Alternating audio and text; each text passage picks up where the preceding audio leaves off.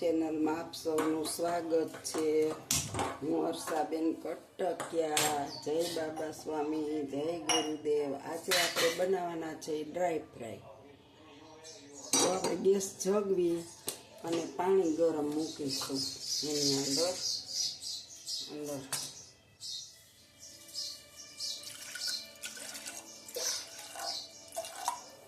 Dry fry બનાવવા માટે આપણે પાણી ગરમ મૂકી દીધું છે અને એને માટે આપણે તેલની દાળ 4 ચમચી, 2 ચમચી ચણાની દાળ, 2 ચમચી અડદની દાળ। હવે આપણે આને ધોઈને સાફ કરી લેશું। જો આપણું પાણી ઉકળી ગયું છે, હવે આપણે ધોઈને સાફ કરેલી દાળ એમાં ઓરી દેશું।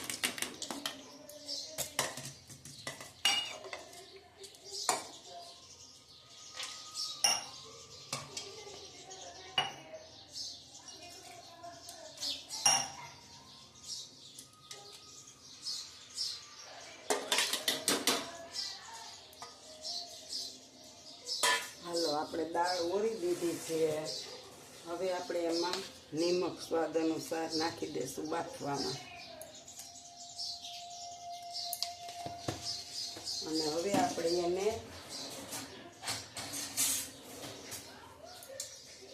ઢાંકણ બંધ કરી અને ચડવા દેશું।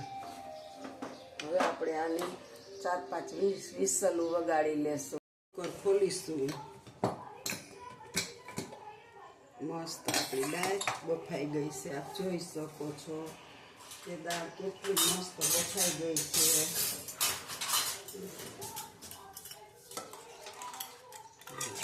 દાળ સરસ બફાઈ ગઈ છે। હવે આપણે આની અંદર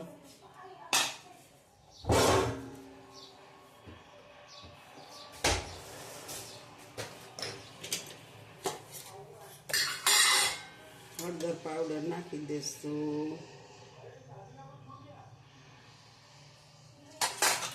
અને થોડું ફેરવી લેશું।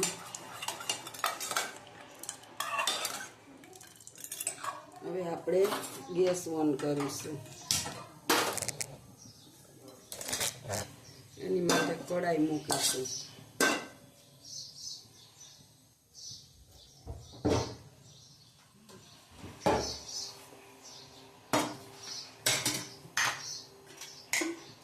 આપણે તેલ મૂકીશું ગરમ કરવા।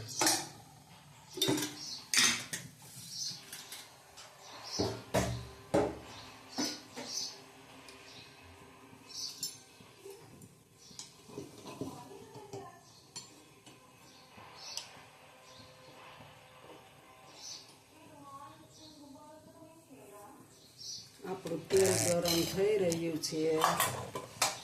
જોઈ શકો છો તેલ મૂકી દીધું છે। હવે આપણે એમાં નાખશું થોડીક રાઈ, થોડું જીરું,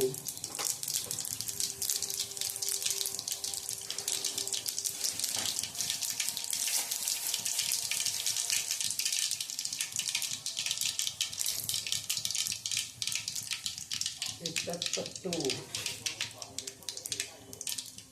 હવે નાખીશું હિંગ નાખી અને આપણે ડુંગળી સાતરવા નાખી દઈશું।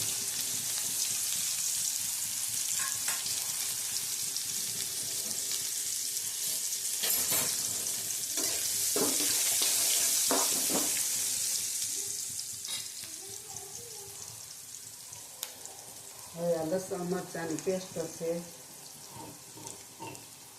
એ આપણે નાખી દઈશું અને આદુ આપણે એક કષ્ટા છીણીને રાખ્યું છે એ પણ નાખી દઈશું।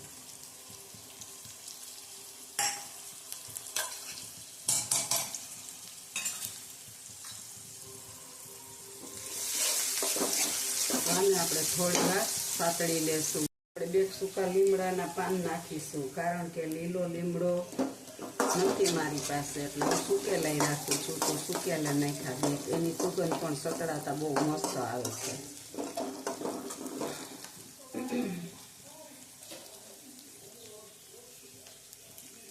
એક મરચું નાખી દેશું સુકેલું। એને પણ આપણે મસ્ત સાતળી લેશું તેલમાં. તમે જોઈ શકો છો. આપણે ટમેટા નાખી દઈશું.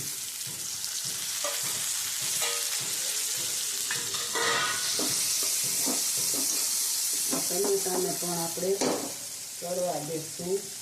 એમાં સેજ એવું નિમક નાખ્યું એટલે જલ્દી ટમેટા ગળી જાય. આપણે દાળમાં નિમક નાખ્યું છે એટલે બહુ નથી નાખવું, થોડુંક એવું નાખી અને આપણે ટમેટા તળવા દઈએ જરીક વાર ઢાંકીને. આપણે ટમેટા ગળી ગયા છે.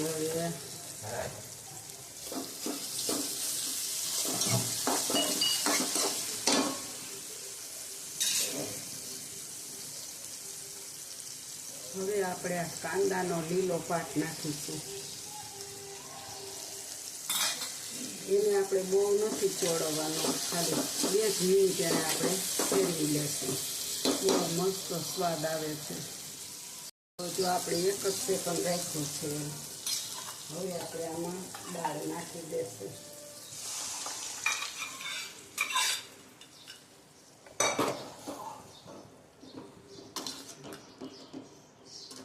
મરચું બહુ જ તીખું છે એટલે આપણે હવે તીખાઈશ કાંઈ બહુ નાખવી નથી.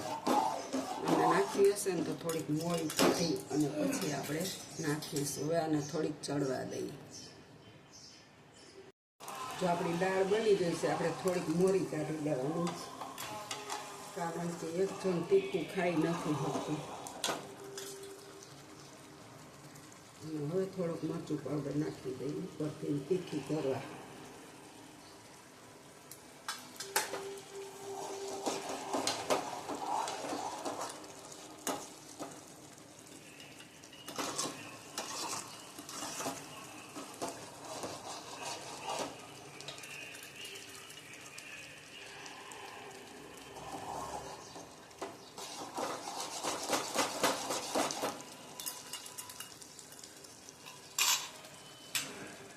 હાલો, આપણી ડ્રાય ફ્રાય થઈ ગઈ છે. ઉપર હવે આપણે કોથમીર નાખી દઈશું થોડી.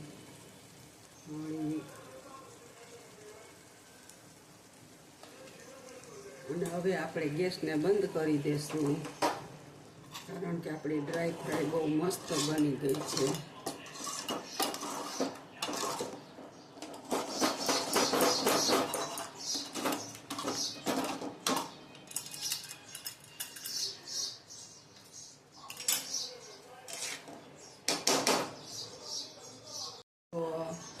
જો આ મારી ડ્રાય ફ્રાયની રેસીપી સારી લાગી હોય તો લાઈક કરજો, શેર કરજો, બેલ લાઈક બટન દબાવવાનું ભૂલતા નહીં. તમે પણ બનાવજો, પછી કેવી લાગી કોમેન્ટમાં લખજો. આવજો. જય બાબા સ્વામી, જય ગુરુદેવ. જો એક દાળ મોરી, એક દાળ તીખી જોઈ શકો છો, બંને દાળ.